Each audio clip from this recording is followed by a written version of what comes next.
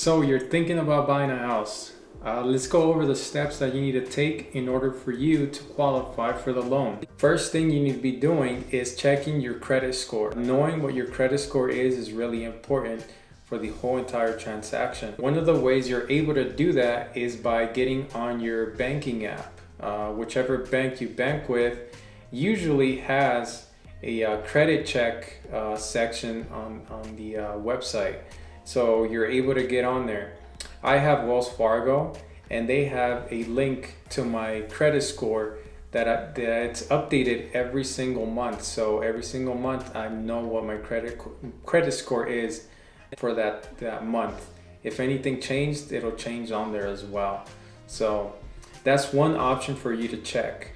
The reason why the credit score is really important is because if you're buying your house for the first time, you're able to get down payment assistance programs. And those down payment assistance programs, the lowest credit score requirement, at least for the majority of the loans available, are 620 or higher. The second step you need to be taking is analyzing what your entire credit line is. And what I mean by credit line is any type of credit cards you have, any type of car loans you have, any type of personal loans you may have, or any other loans that you have out there. The rule for the credit lines is that you need to be using 30% of your total credit line. So the example could be that you have a $100 credit line on your credit card. In order for you to have keep your credit score at a good level is for you to use only 30% of the total $100 every single month. So keep it under 30%, I should say. If you use $31, then your credit score is going to take a hit. You usually want to stay under 30%. Whatever your credit line may be, if it's $10,000, the max amount that you should use is $3,000 in order for you to keep a significantly good credit score. Now, the least credit that you're actually using, the better it is. But if you already have some of that debt or some of that credit line being used, then try to keep it under 30% so that you keep it at a good level. And that's going to help you out when you actually qualify or you apply to get your home mortgage. Once you have those two things down and out of the way, you want to get some of the documents ready. Some of the documents that you're going to need are your last 2 years of tax returns. You're going to need your employment information. You're going to need your last 2 months of pay stubs from your employer. And then if you are self-employed, you're gonna need at least a P&L or what they call a profit and loss statement so that you can show the lender what your actual income is for the current year that you're applying. Your state ID, don't forget that, your social security, so that they're able to run your credit and all that stuff. But those are the main documents that at least you need to have in hand when you go meet with the lender. So now you have all of that out of the way. Now you need to look for the lender.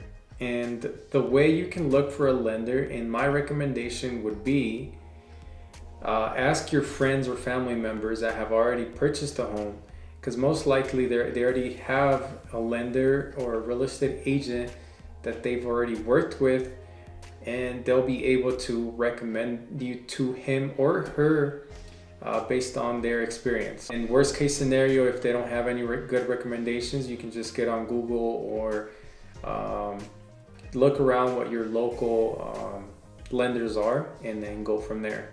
Based on all the information that you gathered up for him, your credit score, your income, all of that stuff, he's gonna give you a pre-approval letter, which is telling you what you qualify for now.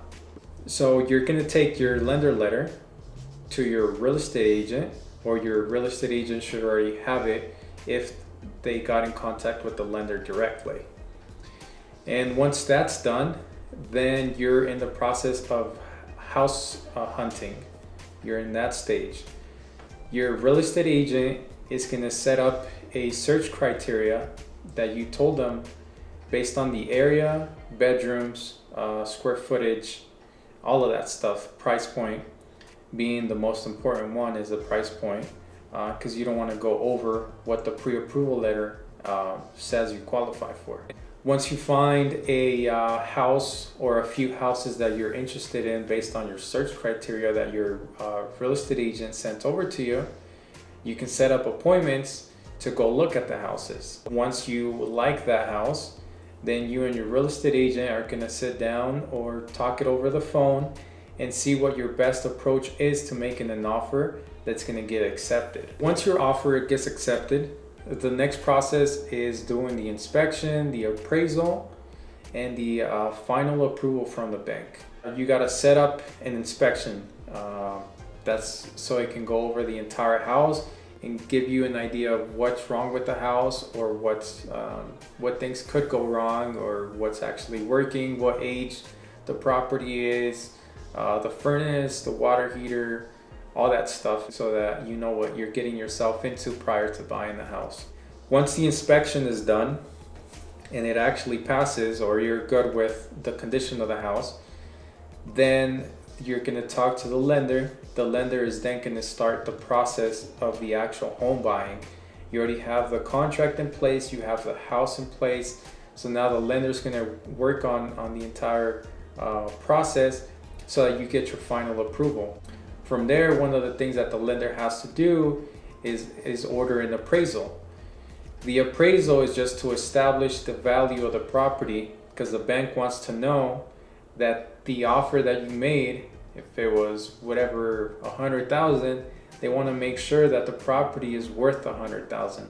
They don't want to let you borrow money for a house that's not even worth what you're paying for. Once the appraisal is done and it passes, then it goes on to the final approval.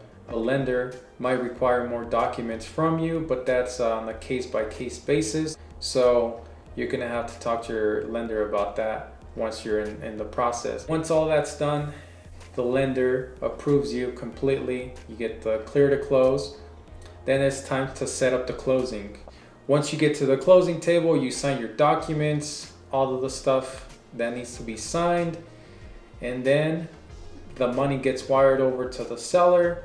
Once that money's wired over to the seller, you're officially closed, and now you own the house. Once the closing is done, you get the keys and you're free to walk into your new home. Congratulations, you have now completed the entire buying process. Thanks for watching. Hope you enjoyed the quick video on the home buying process. Stick around for more videos if you're interested in the whole real estate related. So thanks. See you guys on the next one.